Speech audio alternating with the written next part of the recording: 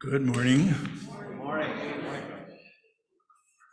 This second lay sermon on the principles was originally planned for January or February, but by the time Rona and I got back from New York in December, the January and February slots were taken, and I'd been learning more and more about the Article 2 Commission's controversial proposed rewrite of our 7 principles, its connection to the push for an 8th principle, and the outrage over a minority minister being passed over for leadership back in June 2017. Reverend Kathy and Louise Malusis of the worship committee said all the stuff I'd gathered about this, which is what I thought I'd be talking about, was too long and maybe too touchy for a sermon. But they were very interested in something that I just happened to mention in passing, my history with the religion. I said, just talk about that. That's really good. How you got from that to our principles, that mandala, and the principle song that I wrote. Well, it's a long story. Born in Chicago, 1943. Dad, J. Donald Bostrom. Tennis player, artist, inventor, not particularly religious. Swedish, from Florida. Mom, Mary Jane Kelly, very Irish, very Catholic. St. Matthias Church, huge arches, murals, stained glass, colored statues, candles, stations of the cross. I loved it. Adults would not only be quiet, they would stand up together, sit down together, even kneel together, and sing together. And not only that, but God himself was right there in the tabernacle. I would actually spend time in church after school, walking around, taking in the beauty, sometimes just sitting there in front of God, wondering, why isn't everybody else batting down the doors to be here? But there was just this old woman in front of the Virgin Mary, lifting up her arms with a rosary in supplication, mumbling prayers that I couldn't make out. And then in 4th grade, we moved to West Dallas, a suburb of Milwaukee. The new church, St. Rita's, was a shock to me. It was sort of crisis of faith. Church, it was in the basement of the school building. The ceiling with harsh fluorescent lights was so low you could practically touch it. And nothing but a very plain altar, Jesus dying on the cross, Mary and Joseph left and right, all just bare wood, severe, harsh, modern. And 3 stories of desks, chairs, chalkboards, and books pressing down from above.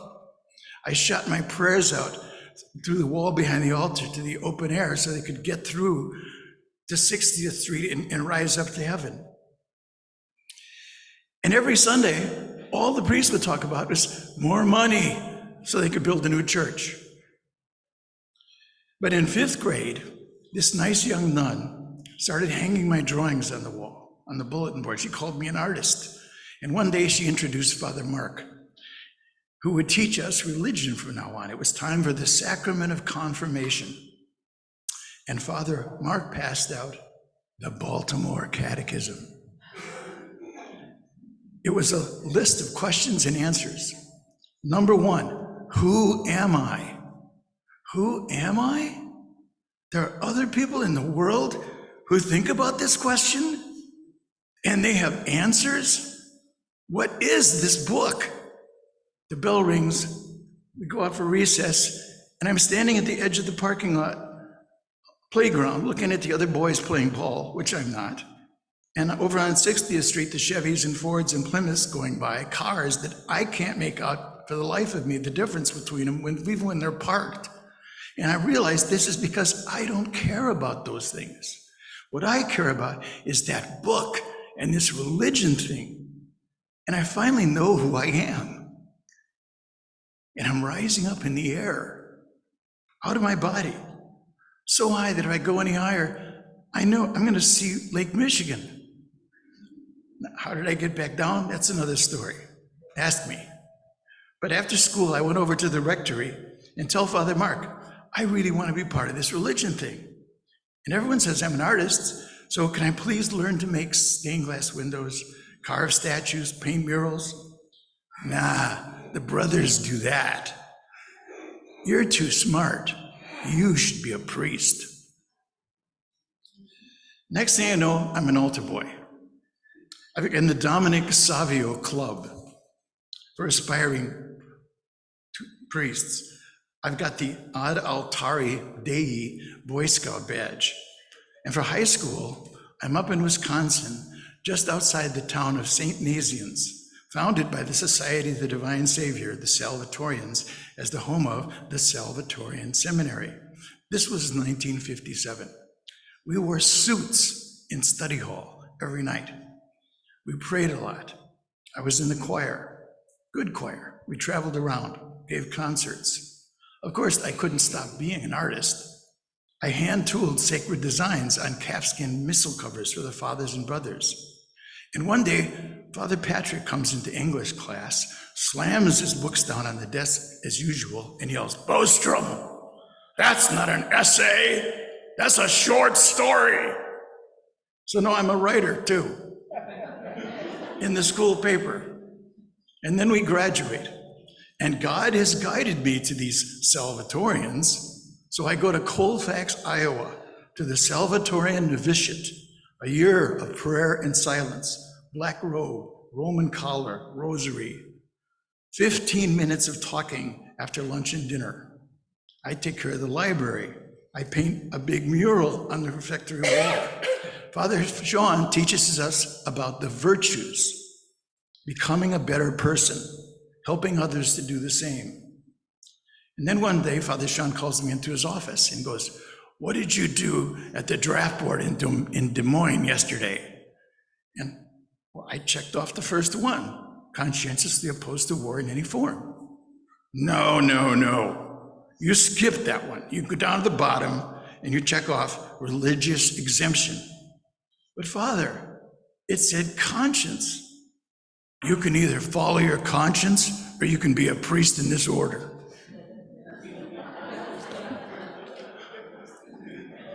And fool that I was, it took me only about 5 seconds for up in the air, God wants me to do this mode to kick back in. So I went back and changed it. And then I took my first vows of poverty, chastity, and obedience. And then I'm a Salvatorian, a scholasticate. Back to Wisconsin for college at Mount St. Paul College in Waukesha, praying, studying.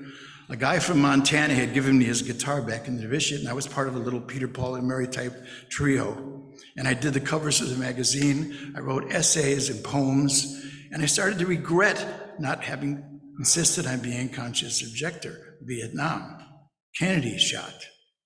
But there was Daniel Berrigan and Sister Mary Corita and Teilhard de Chardin. So maybe there was a way to be an artist and a writer and a priest with a conscience at the same time.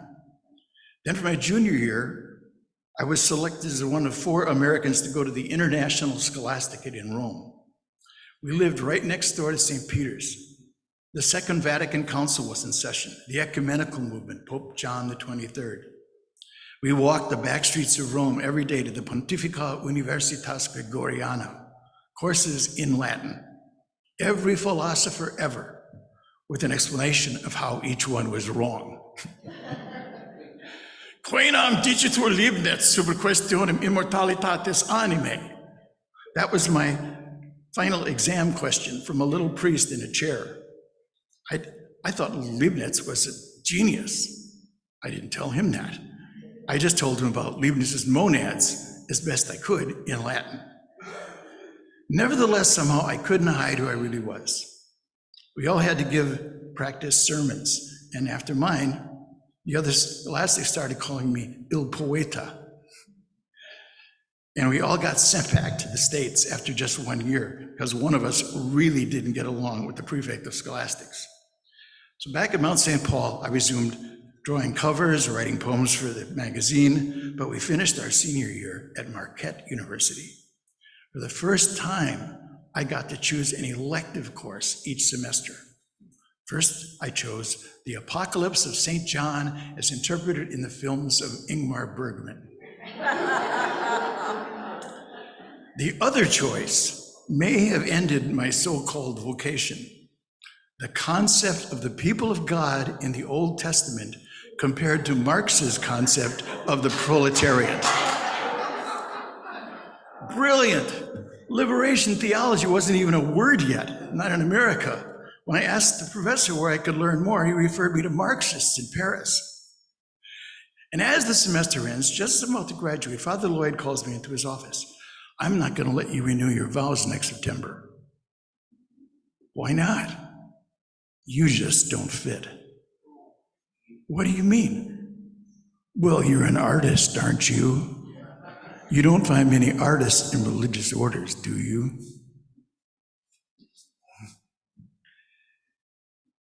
I fought it for a while, but finally it came to a kind of Last Supper scenario.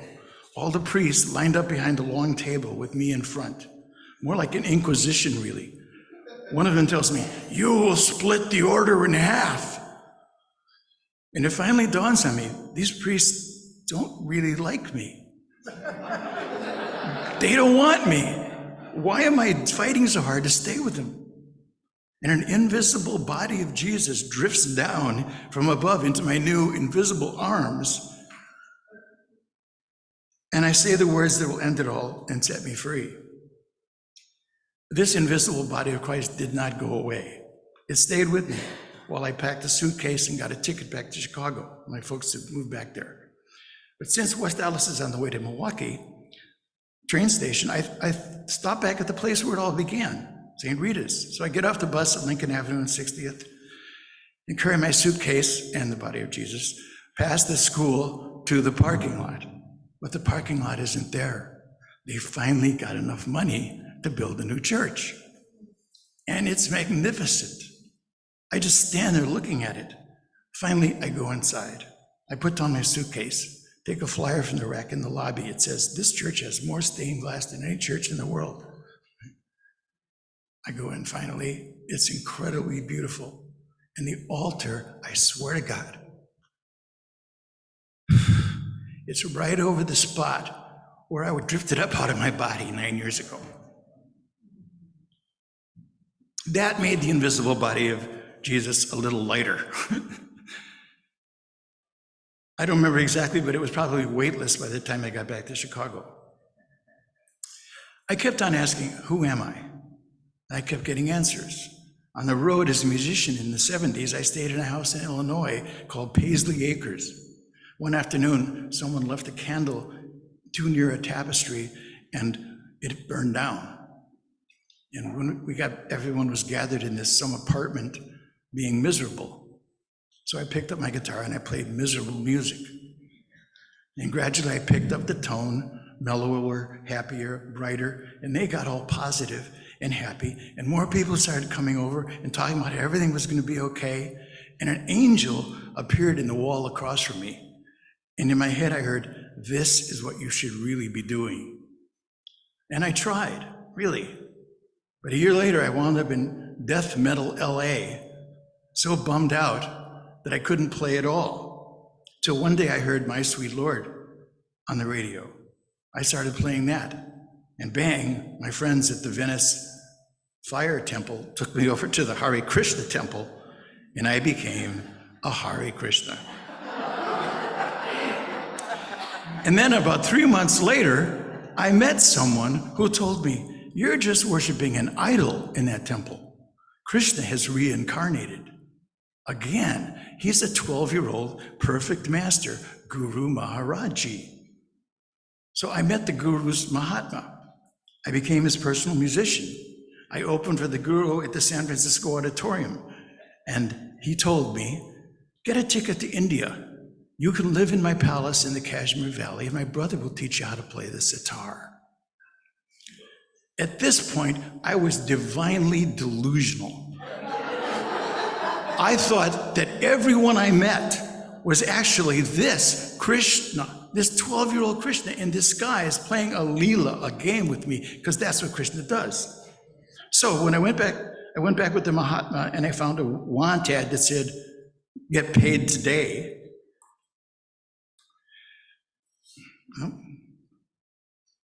Get paid today.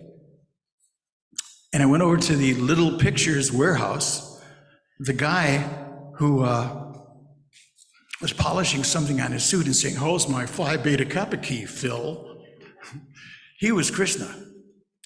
And when he told me I'd be driven out to the territory where I would knock on doors saying I was from market research with a fake clipboard in my hand and get the 3 yeses. Do you ever watch television? Yes.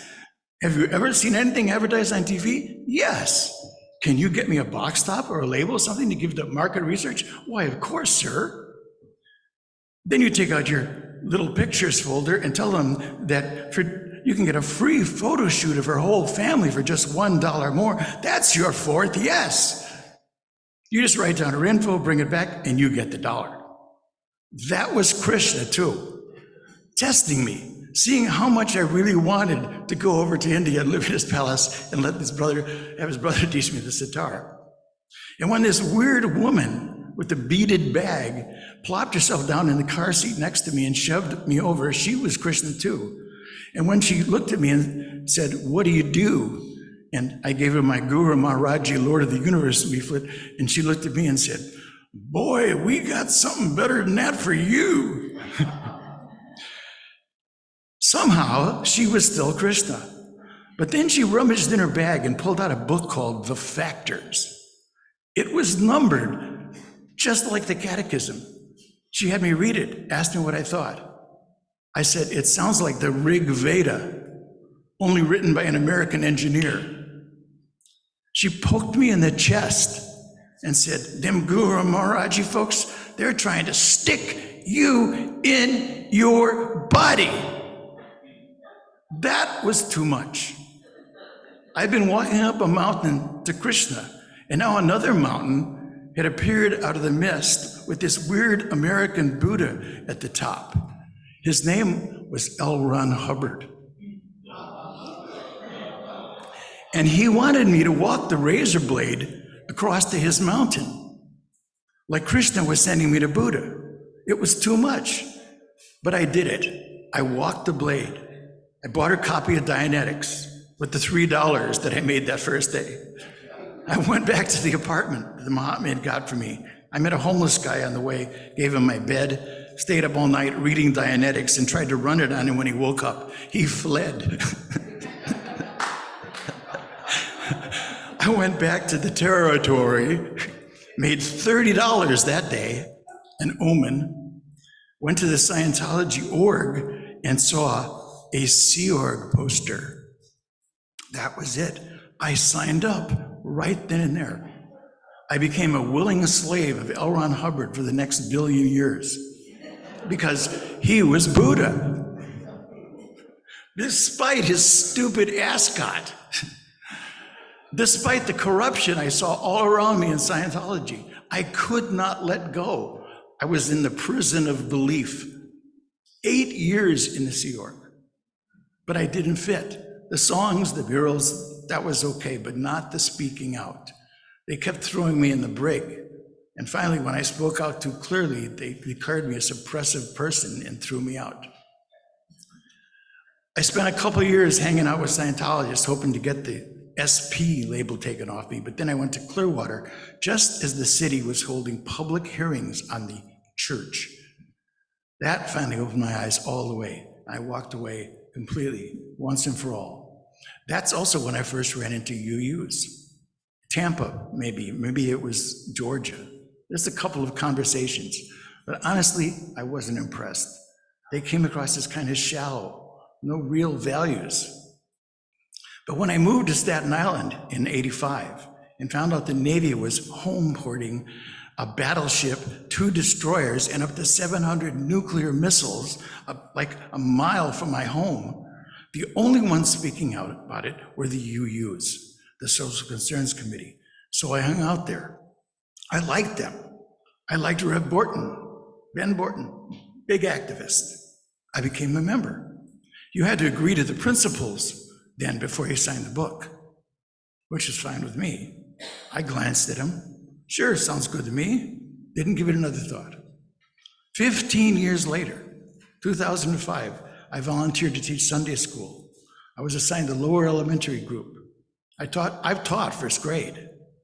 I knew the language of the principles was way too adult, so I reduced the principles, each one, to one word. I made this mandala. I wrote a song about him. We'll sing it. Suddenly I realized this isn't just a list, this is a flow. It's a unified whole. It's right there in the mandala. You all have handouts in your order of services that explain this. It breaks down this mandala. Please look at that. These principles aren't just words. They're real. There are virtues. Virtues last forever. And they're simple. You don't need a lot of words. On the personal level, you either recognize dignity or you don't, in yourself and in others. Interpersonally, the next level. You're either kind or you're not. You're either growing spiritually or you're not. You either value truth or you don't. And in society, first of all, new mandala. You got a new mandala up there? The next slide. Should be on the slide. Oh, maybe you didn't get it. Well, I have a new one where democracy, peace, and justice and ecology, they're pushed around, and inclusion is in there in the fifth place where it really belongs. And ecology is out around the outside in blue, black with stars. So anyway, inclusion. You either live by inclusion or by some form of exclusion. Racism, white privilege, money privilege, class privilege. And as it says now, it's either democracy or it's something very, very different. Either everyone has a vote or some don't. And getting more global, either you stand up for peace and justice or you don't. And finally, please, let's start doing something about what's going on with our whole planet. What's going to be here for our children and grandchildren. Either we stand up for ecology or we don't. And if we don't, it's not going to be a very nice world that we're turning over to the next generations. That's what's important, not talking about the words, living the values. So now you know how I got here and what I've gone through to be here. And I have to say, I'm blessed to have made it this far. I don't know how long I can keep this up, but I've given it my best. Thank you very much.